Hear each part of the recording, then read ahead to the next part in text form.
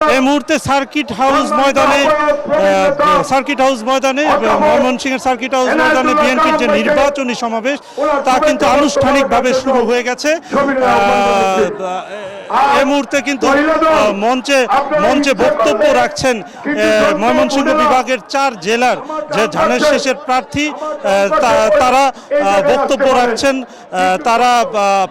তারা যেটা বলছেন যে ধানের শীষের প্রার্থীরা ধানের শীষের পক্ষে ময়মনসিংহবাসীর কাছে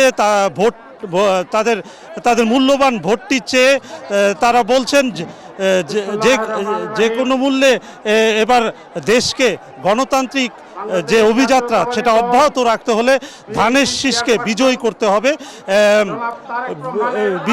হবে এবং দেশের মানুষকে দেশকে যদি নিরাপদ রাখতে হয় তাহলে ধানের শীষকে বিজয়ী করতে হবে।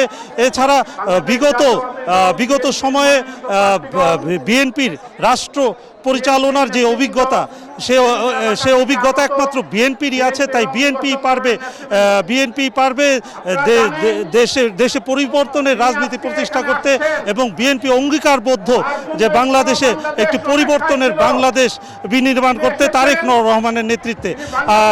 এছাড়া যে বিষয়টি আমরা জানিয়ে রাখতে চাই, সমাবেশটি শুরুর অনেক আগ থেকেই কিন্তু এই ঐতিহাসিক সার্কিট হাউস ময়দান অনেকাংশেই নেতাকর্মী ও সমর্থকদের উপস্থিতিতে অনেকটাই পরিপূর্ণ হয়ে গেছে। নেতাকর্মীরা স্লোগানে মুখর করে তুলেছেন এই সার্কিট হাউস ময়দান। এছাড়া সার্বিক যে নিরাপত্তা ব্যবস্থা, পুরা নিরাপত্তার চাদরে ঘিরে ফেলা হয়েছে সার্কিট হাউস ময়দান। এর আগে তারেক রহমান কিন্তু এই ময়মনসিংহের সার্কিট হাউস ময়দানের উদ্দেশ্যে রওনা হয়েছেন বেলা 11টার কিছু সময় পরে গুলশানের বাসভবন থেকে।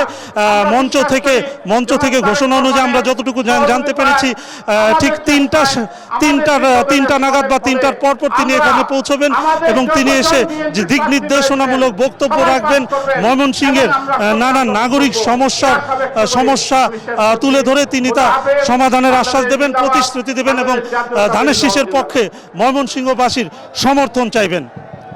ময়মনসিংহের সার্কিট হাউস ময়দান থেকে এই ছিল আমার কাছে সমাবেশের সবশেষ খবর।